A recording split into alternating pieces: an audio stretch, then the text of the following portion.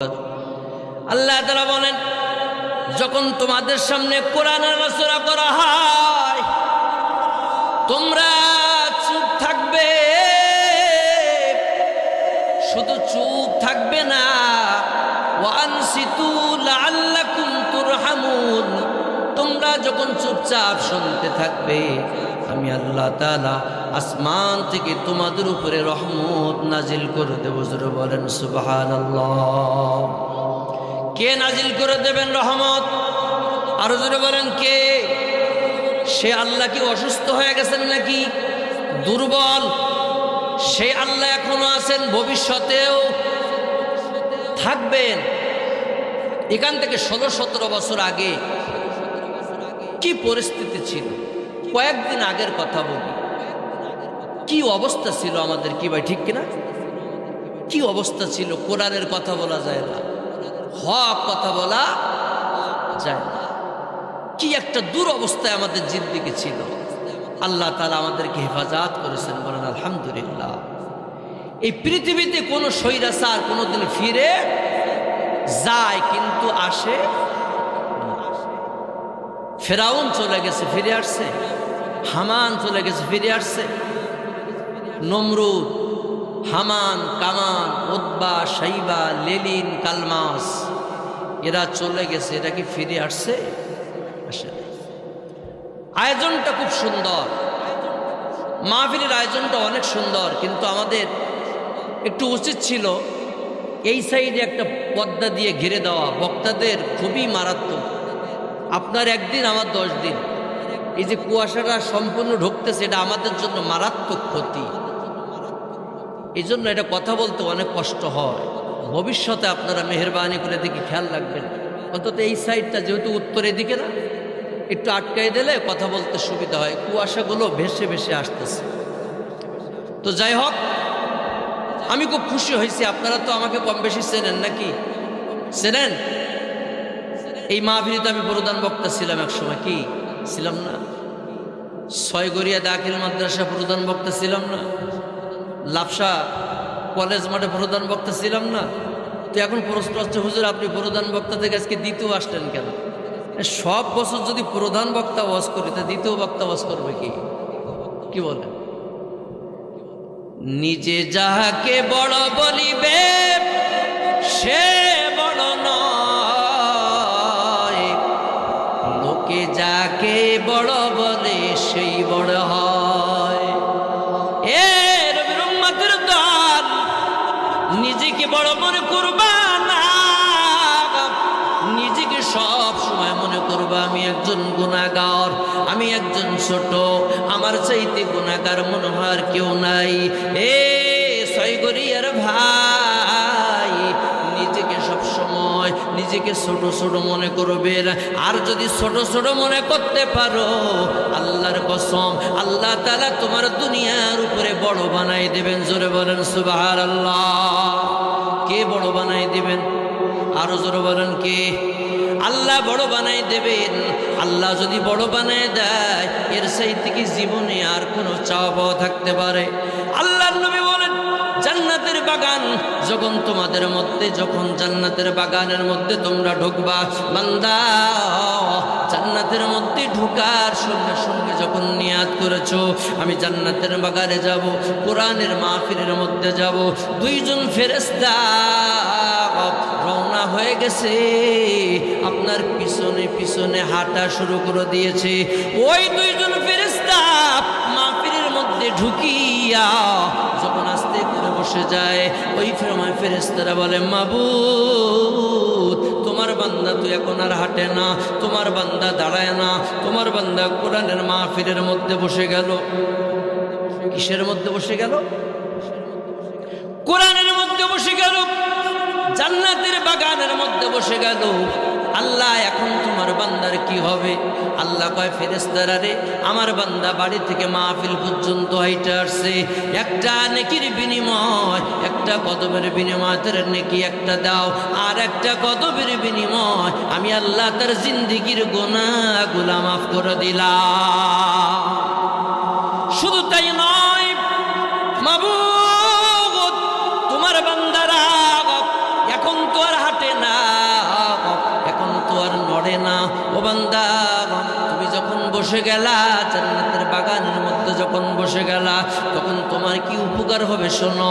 যখন বান্দা যখন আস্তে করে বক্তার দিকে তাকায়, বক্তার মুখের দিকে তাকায় থাকে, ওই সময় বান্দা তার আল্লাহ পাক তার সগীরা গুনাহগুলো মাফ করে দেয়। জোরে বলেন সুবহানাল্লাহ।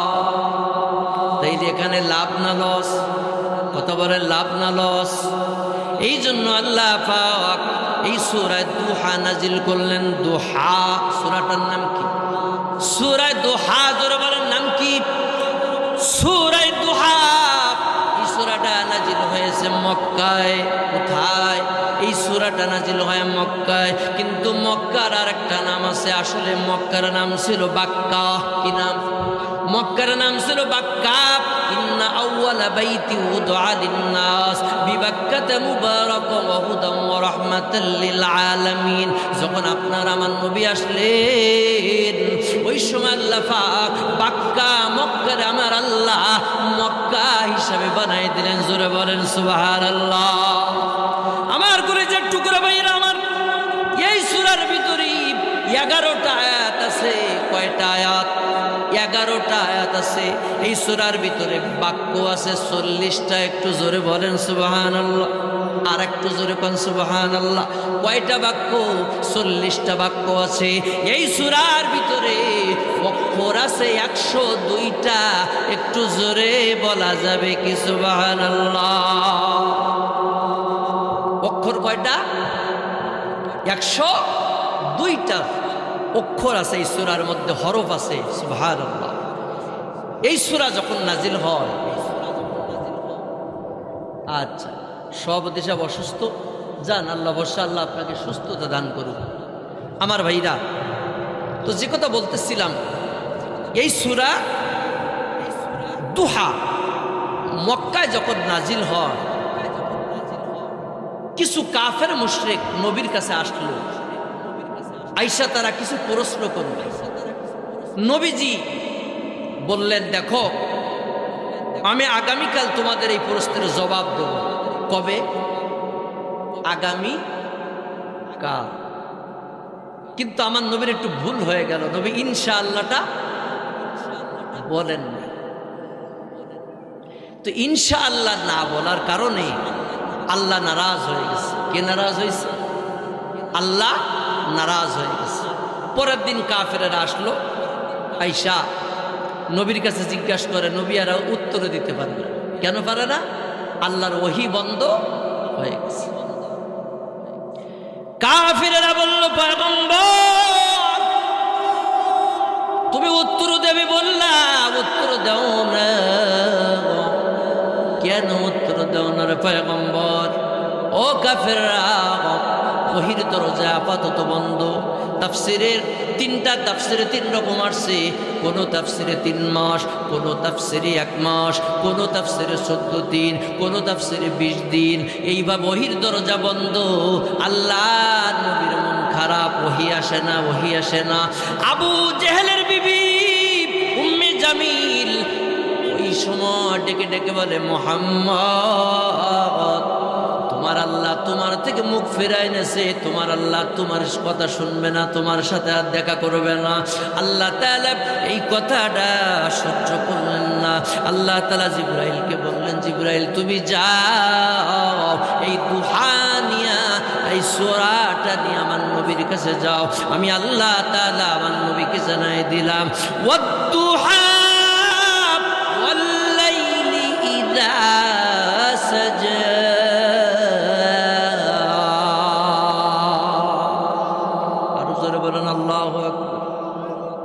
ক্যামেরা পর্যন্ত আসে না, কেমন কোন আল্লাহু আকবার। এখানে রেকর্ড হচ্ছে, একটু জোরে বলেন তো আল্লাহু আকবার। আমার ভাইরা, জিবরাইল জানায় দাও, ওয়াদ-দুহা ওয়াল-লাইলি ইযা সাজা। শফাত দিনের আলোকের, শফাত রাতের যখন তা নিজম হয়ে যায়, অর্থাৎ 2টা কসম খাইলেন কে? জোরে বলেন কে? আল্লাহ কেন কসম খাবে? কারণ কাফেরদের উত্তর দিয়া বললেন আমি আল্লাহ কসম খাওয়া দরকার নাই। তারপর আমি বললাম সূর্যের কসম, দিনের কসম, রাতের কসম, রাত যখন নিঝুম হয়ে যায় ওরে আল্লাহর গোলাম,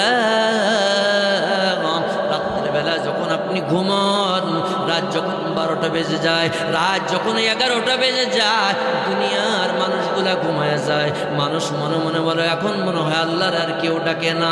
আল্লাহ তাআলা ডাক দিয়ে বলে বান্দা তাকাই দেখ, ওই যে পাখিগুলা ডাকে, ব্যাঙগুলা ডাকে, ওরা খামাকা ডাকে না, ওরা আমার আল্লাহ পাকের তাসবিহ পাঠ করে।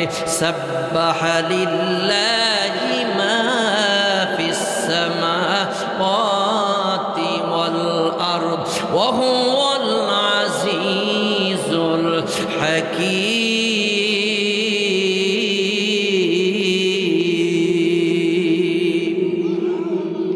খুব সকালে মরক ডাকে, উঠতে মোদের কয়, ঠিক কিনা? সাতক্ষীরা মোরগ ডাকে, খুব সকালে মরক ডাকে, উঠতে মোদের কয়, তবু যারা রইল ঘুমে জ্ঞানী তারা নয়, ঠিক কিনা? জোরে কোন? আমার ভাইরা, আমার মনে আছে আমি যখন লালবাগ মাদ্রাসায় পড়তাম, আমার উস্তাদের নাম হলো মুফতি ফজলুল হক আমিনী। জোরে বলেন আল্লাহু আকবার। সারা জীবন বাতিলের বিরুদ্ধে কথা বলেছেন। আজকে আমার মনে একটা আফসোস, মনে বড় একটা কষ্ট। আজকে আনন্দের দিনে যদি আল্লামা সাইদি যদি বেঁচে থাকতেন, তার জীবনটা ভরে যেত, তার 50 বছরের জীবন আল্লাহ সার্থক করে দিত। কথা বলেন আমার বাইরে। গত 3 দিন আগে আমি পিরোজপুর থেকে যখন মাহফিল করে বরিশাল থেকে আসলাম, সাইদি সাহেবের কবরের পাশে দাঁড়ানো, সাইদি সাহেবের কবরের পাশে দাঁড়ানো, নিচের মধ্যে লেখা, কি লেখা? সাইদি সাহেব তার ওসিয়াত নামা। আমি সারা জীবন শিরকের বিরুদ্ধে ওয়াজ করেছি, সারা জীবন বাতিলের বিরুদ্ধে ওয়াজ করেছি, কবর পূজার বিরুদ্ধে ওয়াজ করেছি। আপনারা যারা আমার কবর জিয়ারাত করবেন, খবরদার আপনারা কেউ উচ্চ আওয়াজ করে কানবেন না, কেউ মাথা ঠাকাবেন না, মাটিও নেবেন না। একটু জোরে কওয়া যাবে কি সুবহানাল্লাহ? আরো জোরে কান সুবহানাল্লাহ। সবচেয়ে বড় খুশির খবর হলো আজকে মাত্র 2-3 দিন আগে আমাদের কোরআনের পাখির বিরুদ্ধে যে জানোয়ার যে মামলা করেছিল, ওই বড় নাস্তিকটা দুনিয়াতে বিদায় হয়ে গেছে।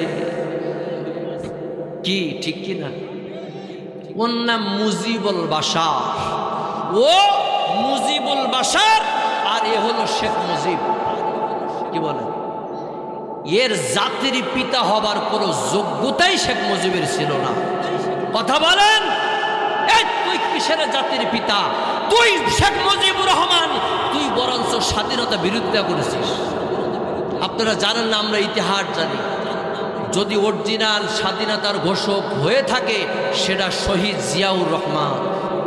কথা বলেন, উনি নিজে নিজে ঘোষণা দেয় আমি জাতির পিতা, তুই হচ্ছে বাথরুমের পিতা।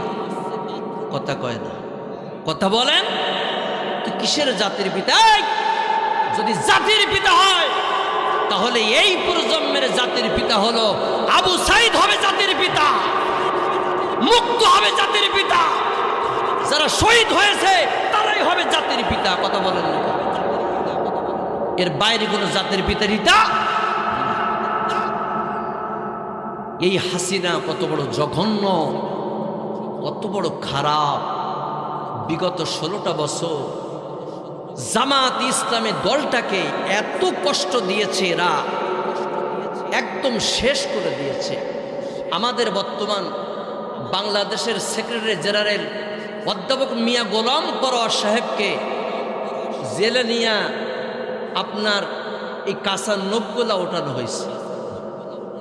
নির্যাতন সহ্য আপনি কি জানেন কি করেছে? একের পরে এক মামলা, ওর নিজের হাতের গড়া ট্রাইব্যুনাল এখন তোর সে আইন মন্ত্রী এখন চোরের মতো তাকায়। কথা বলেন ঠিক কিনা? আপনারা উচ্চ আওয়াজ করে বলেন, এ দেশের ভিতরে আল্লামা দেলোয়ার হোসেন সাঈদী কোনো চোর না। কথা বলেন ঠিক কিনা? আল্লামা সাঈদী কোনো ধর্ষণকারী নয়। এদেশের মধ্যে আল্লামা সাঈদী কোনো যুদ্ধ অপরাধী নয়। যদি যুদ্ধ অপরাধী হয় সেটা হবে শেখ মুজিবুর রহমান আর শেখ হাসিনা। কথা কয় না? জোরে বলেন। তুই হলো বড় রাজাকার, আমাদের কি এতদিন বলছি রাজাকার, আর তুই তো আসল, তুই তো মুদির বউ, মুদির কাছেই থাক। কথা কয় না? আর কথা কয় না কেন ভাই? ঠিক কিনা? ওই 3 মহিলা যেখানে, কলকাতা সেখানে। মাশাআল্লাহ, আপনারা এখানে যারা পুরুষ আসছেন, আপনাদের চাইতে অসংখ্য নারীরা ভরে গেছে। জোরে বলেন মারহাবা। কষ্ট হবে না তো ভাই? সুন্দর একটা তাফসীর আপনাদেরকে শোনাবো ইনশাআল্লাহ।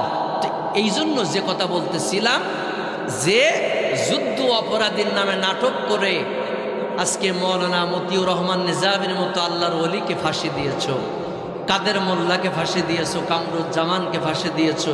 কি হয়েছে? কিছুই হয় নাই। জামাত সম্পর্কে আপনাদের ধারণাই নেই। এখানে জামাতের কর্মী আছেন? কেউ হাত তোলেন তো। কর্মী, জামাতের কর্মী কারা কারা? হাত তোলেন, হাত নামান। আমি প্রশ্ন করি, জামাতের কর্মী যদি আপনি হন, জামাতের কর্মী হতে গেলে 5টা গুণ লাগে। কয়টা গুণ? কয়টা গুণ? বাংলাদেশে যত দল আছে, এই দলের ভিতরে কি এই গঠনতন্ত্র আছে? কথা বলেন। হায় হায়, ইদানিং দেখতে পাচ্ছি অনেক মাহফিলে আমাদেরই প্রতিমধ্য ভাই বক্তাদেরকে আঘাত করতেছেন। এখনো ক্ষমতায় আসে নাইতে শুরু হয়ে গেছে। খবরদার, আমি সাবধান করে দিতে চাই, আপনারা আলেমদের সাথে বিয়াদবি করেন না। এই হাসিনা মরার কারণ, ওর পড়ার কারণ হচ্ছে আলেমদের গায়ে হাত দেওয়ার কারণ। আপনারা কি জানেন এই যে ছাত্ররা কি রাজনীতি করেছে নাকি? এই বৈষম্য বিরোধী ছাত্র আন্দোলন এরা কি করেছে? এর পিছনে সবচাইতে বড় ভূমিকা হলো ছাত্র শিবিরা, জামাতে।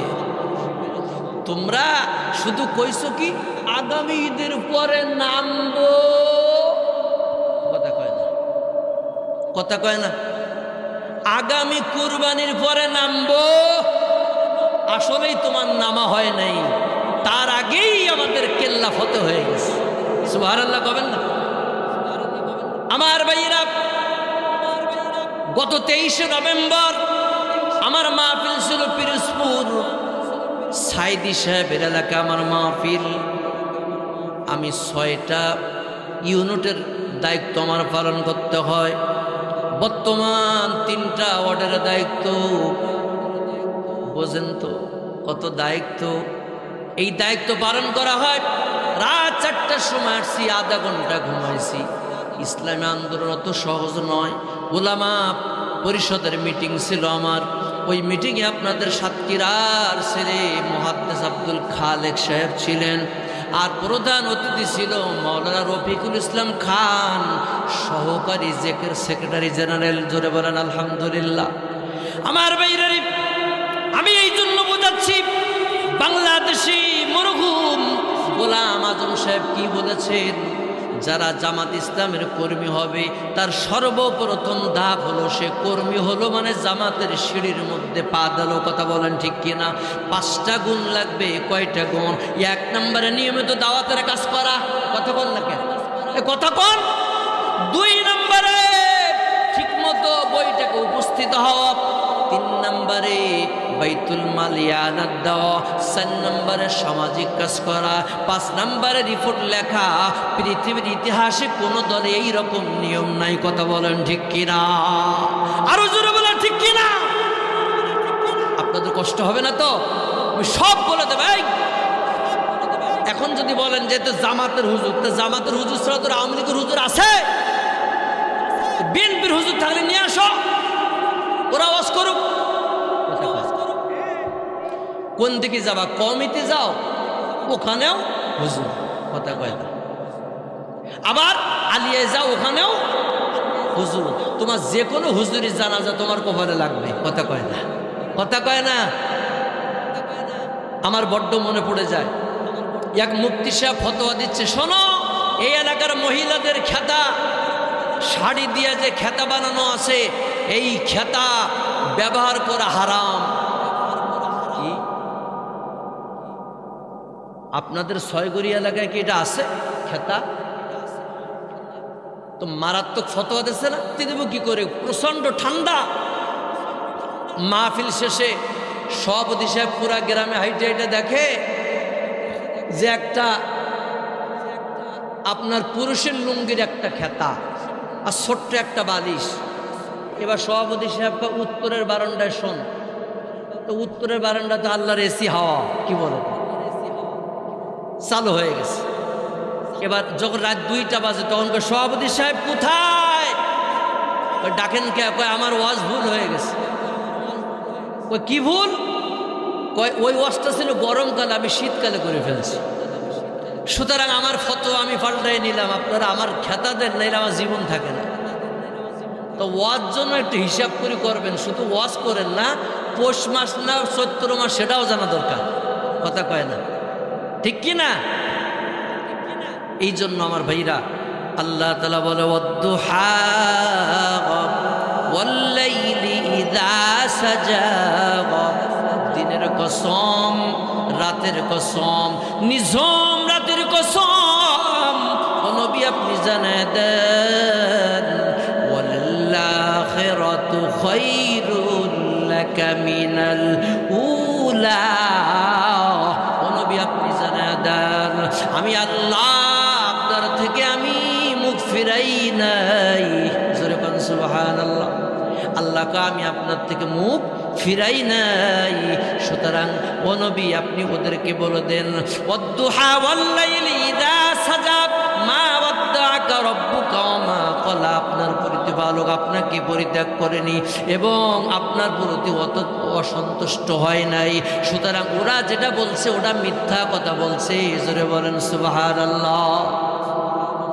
এই জন্য মাঝে মধ্যে মনে হয়, এই তো আমার ভোলা বরিশাল এলাকাতে ব্যাপক মাহফিল থাকে, ইউটিউব সার্চে দেখবেন লালমোহন মিডিয়া, ভোলা মিডিয়া, এই সমস্ত এলাকা তো চরমোনা বেশি, ওই বিভিন্ন তরিকার মানুষও এলাকায় বেশি। তো আমি মাঝে মধ্যে স্পিরিট বোটে বরিশাল থেকে উঠতে 350 টাকা লাগে, 40 মিনিট লাগে ওই ভেদুরিয়া ঘাটে যাইতে। তো আমি সেদিন বরিশালে যাচ্ছি, এমন সময় দেখি 2 জন যুবক আমার পাশে বারবার বিআরটিসির মধ্যে গান গাচ্ছে। আমি বললাম, ভাই আল্লাহর রাস্তাটা চুপ কর, ভালো লাগে না। না হুজুর একটু গান গাচ্ছে, একটু ফুর্তি করছে। আমি বললাম, তোর গান তো হয় না হুজুর, আপনি আমার চেয়ে বেশি জানেন। আমি বললাম, হ্যাঁ জানি তো। কি গান? তো ও গান গাচ্ছে, মিছে মিছে মানুষের জীবনে ভালোবাসা চাওয়াটাই ভুল। কি ও গান গায়? আমি বললাম, তোর গান তো হয় না, এবার আমার শোন। বাসের লোক সব গায়ে রয়েছে, আমি কই শোন, মিছে মিছে মানুষের জীবনে দুনিয়া চাওয়াটাই ভুল। ঠিকটা আসতে পারে, ঠিক জোরে কন, ঠিক কিনা? একটু জোরে কন।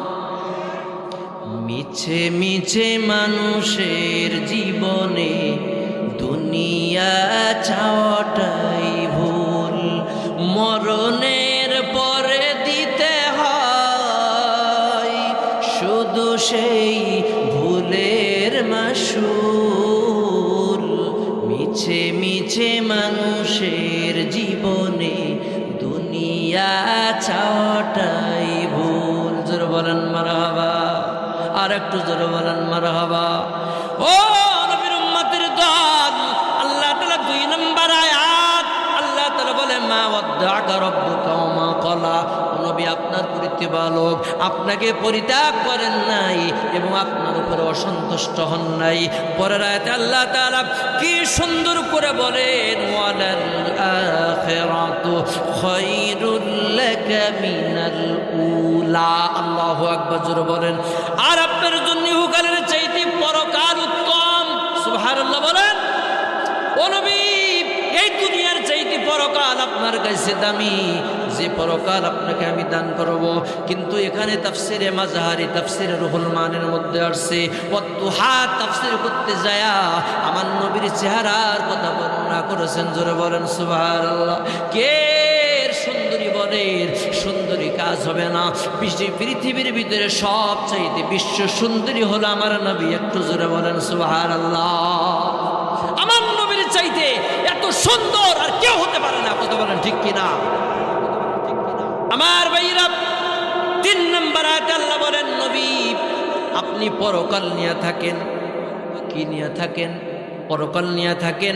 এরপর আয়াতে আল্লাহ তাআলা ডাক দেয়, ওয়ালা সাউফা ইউতিকা রাব্বুকা ফাতারদা। হে রাসূল, আপনার প্রতিপালক অচিরেই আপনাকে এমন কিছু দান করবেন যাতে আপনি সন্তুষ্ট হয়ে যাবেন। একটু জোরে বলেন সুবহানাল্লাহ। না, আপনাদের কন্ডিশন ভালো ঠিকতেছে না, জোরে করেন না সুবহানাল্লাহ। আর একটু জোরে বলেন সুবহানাল্লাহ। কষ্ট হবে না তো? একটু তাকবীর দেন তো। যদি ওবাইদুল কাদেররে যদি ধরে আনতে পারি, ওবাইদুল কাদেররে যদি ধরে আনতে পারি, ডক্টর হাসান মাহমুদরে যদি ধরে আনতে পারি, ওরে জুতা মারবেন কে কে? 2 হাত তুলে একটু তাকবীর দেন তো। 2 হাত তুলে তাকবীর দেন।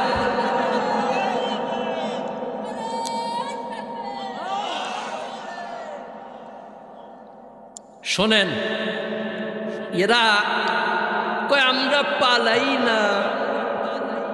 সারা জীবন কইছে শেখ হাসিনার মাই পালায় না।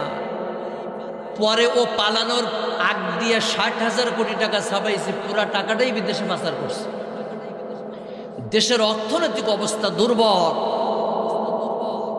ডক্টর ইউনূস কথা কম বলে, কাজ বেশি করে। এখন আলু কত? কথা কয়। বেগুন আয় হ্যাঁ, আপনাদের দিকে দাম বেশি নাকি? আমি যে সেদিন দেখলাম খুলনা গোল্লামারি মানে পাতাকপি বিক্রি হচ্ছে 5 টাকা কেজি, আর ফুলকপি 10 টাকা, ওলকপি 10 টাকা। আপনাদের দিকে কেমন তাই বলতে পারবো? ও দুনিয়ার ইমানদার, একটু ধৈর্য ধরেন, একটু ধৈর্য ধরেন। ইনশাআল্লাহ এই বাংলা সুন্দর একটা বাংলা হবে এবং আগামী দিন হলো কোরআনের বাংলাদেশ ইনশাআল্লাহ। কারণ ওরা ভয় পাচ্ছে জামাতে ইসলাম যেমন ভাবে এগুচ্ছে, যদি আটকানো না যায়, খবরদার জামাতের দিকে হাত বাড়ায়ও না। আমাদের তরকারির ভিতরে তোমার লবণ দেওয়া লাগবে না।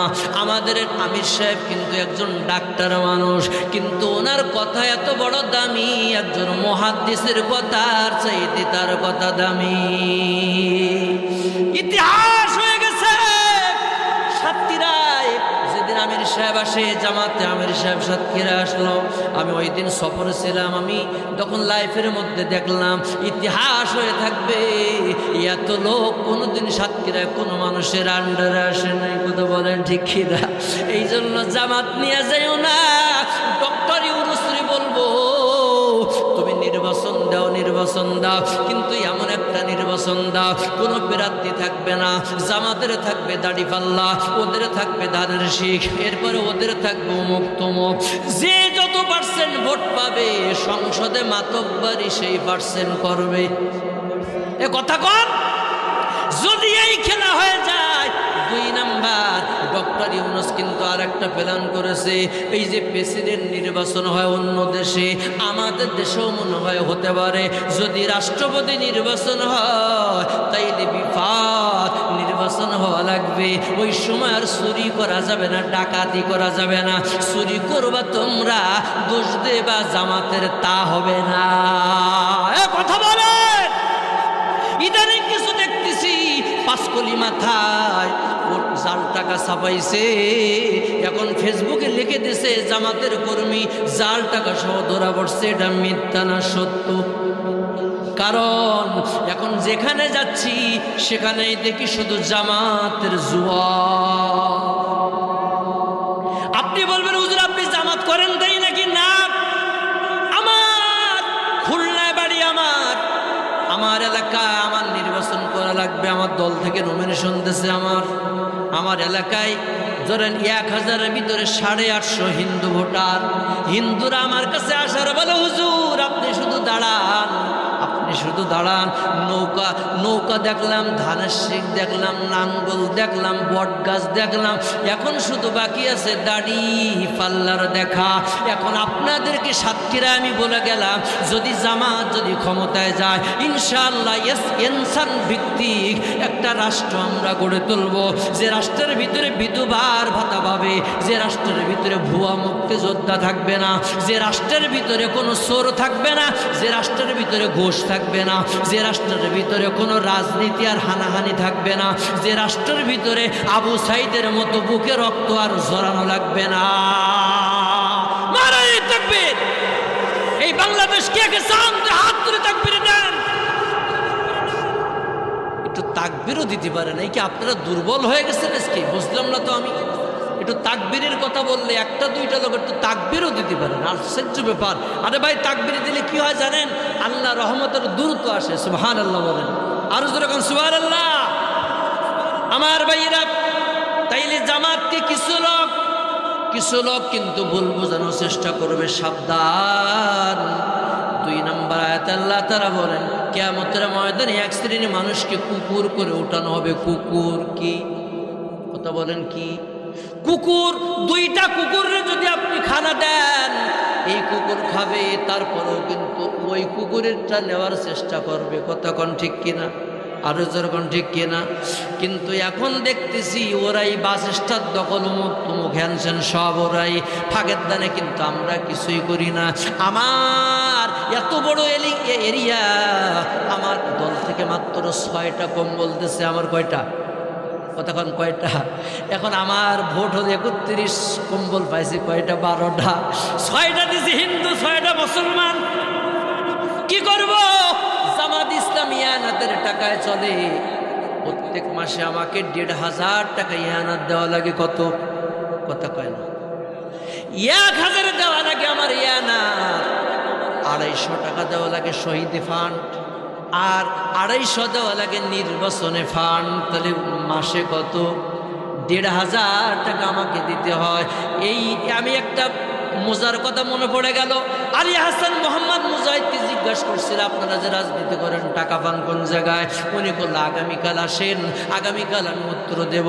আগামীকাল সমস্ত মিডিয়া যখন আসছে, আলী হাসান মোহাম্মদ মুজাহিদ কয়, আমাদের টাকা আসে হিসাব চাইছেন, শুধু 500 ভ্যানালা আছে সাতক্ষীরায়, তারা 50 টাকা করে ইয়ানাত দেয়। সুবহানাল্লাহ কবেন না? আরো জোরে কও সুবহানাল্লাহ। আপনার টাকা ইয়ানাত নষ্ট হবে না কোনোদিন ইনশাআল্লাহ। 1000 টাকা, কোটি কোটি টাকা ইয়ানাতে আসে। সুবহানাল্লাহ বলেন। এই জন্য আল্লাহ তাআলা ডাক দিয়ে বলে, বান্দা তোমরা দুনিয়া চাইতে আখিরাতকে বেশি দাম দাও, কারণ আখিরাতে চিরকাল থাকা লাগবে, যে জায়গার ভিতরে কোনো ঘুষ নাই, দুর্নীতি নাই, সাদাবাজ নাই। কথা বলেন ঠিক কিনা? আরো জোরে বলেন ঠিক কিনা? আপনাদের এলাকায় কি সুন্দরী বউটো আছে নাকি? আপনাদের এলাকায় আমার এক স্বাস্থ্য ভাই আছে, মাঝে আমি বাড়ি গেলাম, যাবার পরে দেখি সুন্দরী বউ সুন্দর করে মেকআপ টিকআপ নিয়ে সাজায়। আমি বললাম, ভাই কই যান বড় ভাই? কয় একটু মার্কেটে যাই। আমি বললাম, ভাবির এইভাবে মুখটা বার করে রাখছেন, এর কারণটা বুঝতে পারলাম না। কয়, বুঝিস না, নিজে তুই এতদিন দেখলাম, কিন্তু এলাকার মানুষের একটা হক আছে না? কথা কয় নাউজুবিল্লাহ। কোন খবরদার, নিজের স্ত্রী নিজের জন্য। আমার বিয়ের বয়স 22 বছর, একজন দিয়ে তো জীবন পার করে দিলাম। কথা কোন ঠিক কিনা? আপনি কেন পারেন না? আপনার 2টা লাগে কে? 3টা লাগে কে? একটারে তো সামলাইতে পারি না, আবার 2টা, আবার 3টা। দরকার নাই, বুড়া মানুষ। আজকে মাহফিল শেষ করে আপনি যে আমার শাশুড়ে সালাম দেবেন, আসসালামু আলাইকুম ওয়া রাহমাতুল্লাহ। শাশি কবে তো যুদ্ধই না দিন, সরদিন। কথা কন ঠিক কিনা? আরো কথা কন ঠিক কিনা? ইনশাআল্লাহ আমি আপনাদেরকে ইনশাআল্লাহ 10:30 পর্যন্ত একটা নামাজ করবো। রাজি আছেন ইনশাআল্লাহ?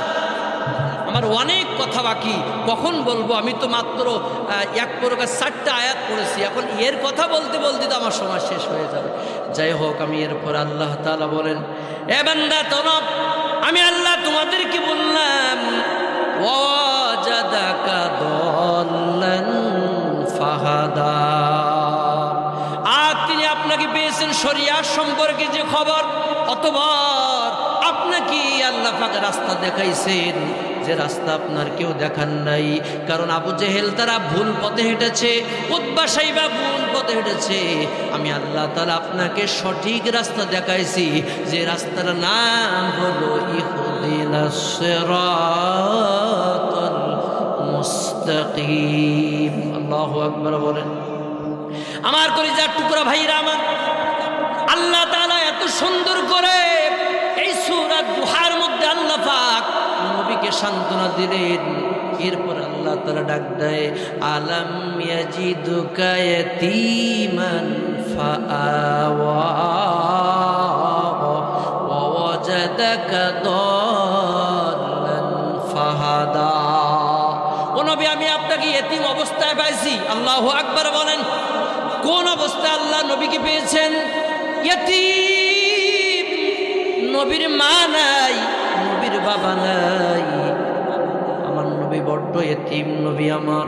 আমি তায়েফের ময়দানে যখন গেলাম, তায়েফের ময়দানে মা হালিমার বাড়িটা ঘুরলাম। ঘুরে ঘুরে আমি দেখি একটু সামনে গেলে আমার নবী ছোটবেলা যেখানে খেলা করত ওই জায়গাটা দেখা যায়। আবার আমার নবীকে 3 জায়গার ভিতরে মাইরা বেহুশ করছে, সেই জায়গাটা পড়ে আছে। ওই জায়গাটার মধ্যে হাত বোলালাম আর বললাম, ওরে তায়েফের মানুষ, তোরা কত বড় নিষ্ঠুর, আমার নবীর গায়ে তোরা হাত দিস রে তায়েফের মানুষ। আল্লাহ তাআলা বলে, আলাম ইয়াজিদকা ইয়াতীমান ফাআওয়া। ও নবী, আমি ইতিম বানালাম, খবরদার আপনি ইতিমের গায়ে ধাক্কা দিবেন না। জোরে কন্যা সুবহানাল্লাহ। ইতিমকে মারবেন না।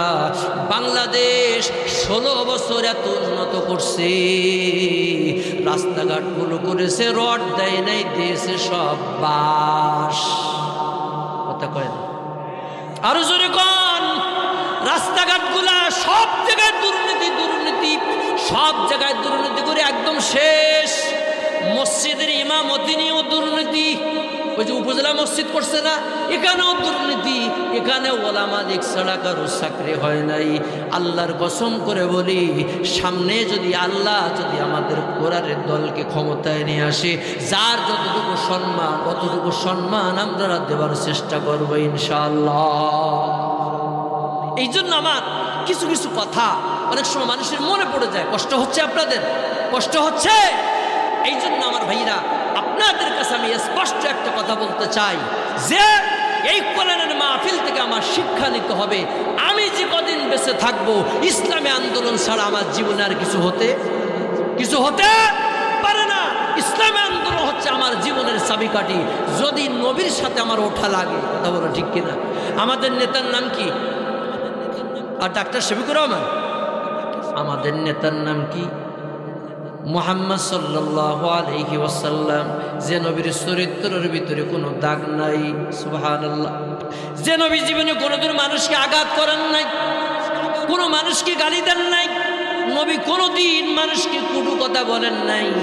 আল্লাহ নবীকে যখন কাফেররা মেরেছে, আমার নবী হাত ধরে বলেছে, ভাই আপনি যে আমাকে মেরেছেন, আপনার হাতের মধ্যে ব্যথা লাগেনি তো? জোরে কোন সুবহানাল্লাহ। আমার ভাইরা, সূরা দুহা পরবর্তী আয়াতে আল্লাহ তাআলা বলেন, ওয়া আম্মাস সাইলা ফালা তানহার। জোরে বলেন আল্লাহু আকবার। আরো জোরে বলেন আল্লাহু আকবার। বন্ধু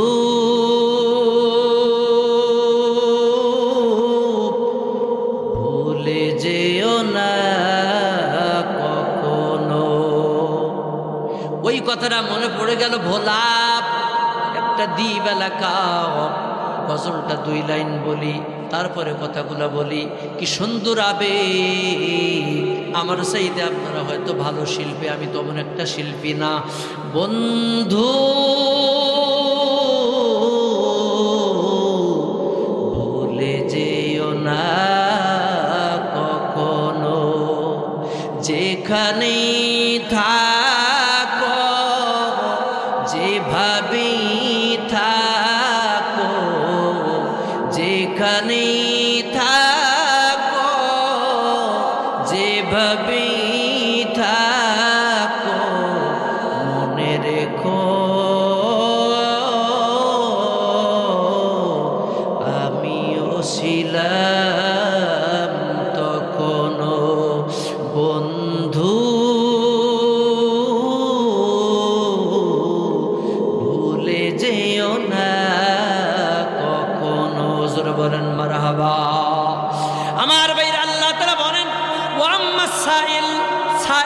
চাওয়া। এই আয়াতের শানে নজরুলের ব্যাখ্যায় ট্রান্সলেশন শুরু হয়ে গেল। আল্লাহ নবীর জামাই হযরত আলী রাদিয়াল্লাহু তাআলা আনহু উনি যুদ্ধের ময়দান থেকে আসতেছেন। খেয়াল করেন, হঠাৎ করে রাস্তার মধ্যে একটা লোক বসে আছেন। আলী ভাই সালাম দেয়, আসসালামু আলাইকুম ওয়া রাহমাতুল্লাহ, ভাই আপনি কেমন আছেন? ওই ভিক্ষুক আওয়াজ করে বলে, আলী তুমি সালাম দাও, সালামের উত্তর জানো? সুবহানাল্লাহ বলেন, একটু জোরে কোন। তুমি আমারে সালাম দিছো, সালামের অর্থ জানো? আলী বলে, কয় কি পাগলা, আমি নাকি উত্তর জানি না? ভাই আমি যুদ্ধের ময়দান থেকে আসছি, আমি খুব ক্লান্ত। ও নবীর উম্মতের দল, একটা জিনিস খেয়াল করবেন, যুদ্ধের ময়দানে হযরতে শেরে খোদা হযরত আলী এমন একজন সৈনিক যে আলীর সামনে 200 কাফের কোনো বিষয় ছিল না। জোরে বলেন সুবহানাল্লাহ।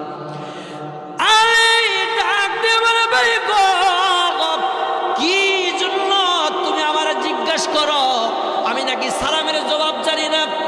আলী ভাই তুমি আমাকে সালাম দিয়েছো, আমার উপরে শান্তি বর্ষিত করেছো, কিন্তু আমি 3 দিন খাই না, আমি কেমনে বলি ওয়ালাইকুমুস সালাম? আমি কেমনে বলি? আমি তো 3 দিন খাই না, ক্ষুধার্ত। কয়েকদিন আগে যেহেতু আমার নির্বাচনী এলাকা, আল্লাহ তৌফিক দিলে সামনে এমপিও নির্বাচন করব ইনশাআল্লাহ। কথা কয় কি আমাদের কি সেই মনোবল নাই? আমার মাত্র 2 মাস টাইম আছে, 2 মাস পরে আমার রোপণ পরীক্ষা, মাত্র 2 মাস টাইম। এখন ওয়াজ করব না ওইদিকে পড়বো, আমার ব্রেনটে কাজ করে না। আপনাদের বাড়িতে 70 সাক্ষ্য বইটা আছে নাকি? জামাত ইসলামের কর্মীরা 70 সাক্ষ্য বই পড়বেন, গঠনতন্ত্র বই পড়বেন, এরপরে 85 থেকে বাংলাদেশ এই বইগুলা পড়ে দেখবেন। যারা আমাদেরকে বলে আকীদাগত সমস্যা, আমরা যদি বলি আমাদের আকীদা যদি সমস্যা হয়, তুমি যখন মাহফিলের নামে 3 বেলা টাকা উঠাও আর জিকির করতে করতে বট গাছে ওঠাও, ওটা কি আকীদার মধ্যে পড়ে নাকি? কথা কয়, কথা কন। তোমার আকীদা আমার আকীদা, আবার কয় তোমার কালিমা আমার কালিমা এক কালিমা নয়। আসলে তাই, তুমি কালিমার ওয়াজ করলে ওরে যুবক কান্দো, তোমার শুধু যুবকের কান্না। ওদিকে আবু সাইদ রক্ত দেয় বিষয়ে তুমি কিছু বলো না, মুগ্ধ মরে যায় কিছু বলো না। আবার তুমি ওয়াজ করো, আবার টাকাও নাও 2-2.5 লাখ টাকা। ওই তোমার ওই 5 কলির ব্যবসা ছেড়ে দাও, বেশি দিন চলবে না, তোমার 5 কলি সম্পর্কে পাবলিক অলরেডি জেনে গেছে। কথা কর, ব্যবসা ছাড়ো, কোরআনের দলে আসো। এখন বর্তমান আমার জানা মতে হেফাজত, খেলাফত, মজলিস, জামাত এক হয়ে গেছে ইনশাআল্লাহ। সামনে আরো শুভ দিন আসতেছে, জোরে বলেন আলহামদুলিল্লাহ। ইসলাম বিরোধীরা ভয় পাচ্ছে, যদি সব ইসলামী দলগুলা যদি এক হয়ে যায়, আগামীর দিন হবে আমার রসুলের স্বপ্নের সেই মদিনার রাষ্ট্র। জোরে কোন সুবহানাল্লাহ, আরো জোরে কোন সুবহানাল্লাহ।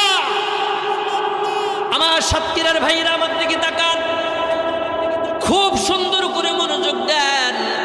এবার আলী বলে, ভাই তাইলে আমার কাছে তুমি 3 দিন খাও না, আর আমি আলী 7 দিন খাই না। জোরে কোন সুবহানাল্লাহ। আমার তরবারিটা ছাড়া আমার কাছে দেওয়ার মতো আর কিছু নাই। আলী ভাই তোমার কাছে না থাকলে বাড়িতে নিয়ে যাও, বাড়িতে যায় আমাকে মেহমানদারি করবা। আলী ভাই যখন মেহমানদারির কথা বলা হলো, এবার ইহুদি ডাক দিয়ে বলে, ভিক্ষুক ডাক দিয়ে বলে, আলী আমি হাঁটতে পারি না, আমার কাঁধের মধ্যে নাও। আল্লাহু আকবার বলেন, আরো জোরে বলেন আল্লাহু আকবার। আমি হাঁটতে পারি না, আমার কাঁধের মধ্যে নাও। আগে তো ভিখারি, আবার কি কয় কাঁধের মধ্যে। মেজাজ খারাপ হয়ে যাচ্ছে না? মেজাজ খারাপ হয়ে যাচ্ছে। আলী ভাই চিন্তা করলেন আর বললেন, ওয়া আম্মাসাইলা ফালা তানহার। জোরে বলেন মারহাবা। আমার বড় ভাই মাওলানা আব্দুল কুদ্দুস হুজুর সাহেব আসছেন, জোরে বলেন আলহামদুলিল্লাহ। আমার বড় ভাই, ওনার মাদ্রাসাও তো আমি প্রোগ্রাম করেছিলাম, আল্লাহ তাআলা কবুল করুক, বলেন আমিন। আমার ভাইরা আমার দিকে তাকান। এখন আলী বলে ভিক্ষাও দেব, আবার কাদের মধ্যে যাবো? বলে কি ইসলামী যদি রাষ্ট্র হয় তাইলে আপনার বেশি পোস্পা জামা আপনার গায়ে দেওয়া লাগবে না।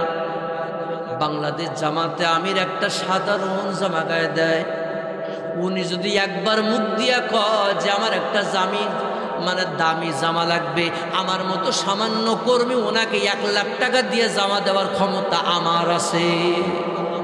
আর বাকিগুলো তো বাদ দিলাম। এই রফিকুল ইসলাম খান আপনারা জানেন না, 5 তারিখে শেখ হাসিনা যখন বিদায় হয়, 4 তারিখে আমাদের রফিকুল ইসলাম খান ওনার বাড়ি কিশোর সিরাজগঞ্জ, আমাদেরকে বলল মিছিল দিতে হবে, আমরা বের হইতে পারলাম না, ইন্টারনেট বন্ধ, ফেসবুক বন্ধ। কথা খেয়াল করেন, যাত্রাবাড়ি থেকে যখন মিছিল নিয়ে গেলাম, ছাত্রলীগ কুত্তালীগ, বলেন ছাত্রলীগ আর কুত্তালীগ, ছাত্রলীগ আর কুত্তালীগ একই, কুত্তার যেমন আচরণ ছাত্রলীগেরও সেই আচরণ। কথা বলেন ঠিক কিনা? কারণ এখন সবচাইতে শুনলে খুশি হবেন, বর্তমান আমাদের খুলনা বিভাগের আমাদের সেক্রেটারি জেনারেলও খুলনার ছেলে, শিবিরের যিনি সেক্রেটারি সাদ্দাম ভাই উনিও খুলনার ছেলে। একটু জোরে কবেন না সুবহানাল্লাহ, কন না আরো জোরে কোন সুবহানাল্লাহ। সামনের দিন ভালো দিন আসতেছে, যাই হোক আল্লাহ তাআলা এবার তারা জামাই। আলী বলে ভাই কাদের মধ্যে উঠবা? এবার কাদের মধ্যে আস্তে করে উঠলেন। কাদের মধ্যে ওঠার পর আস্তে করে বাড়ির দিকে রওনা হয়ে গেলেন। যাচ্ছেন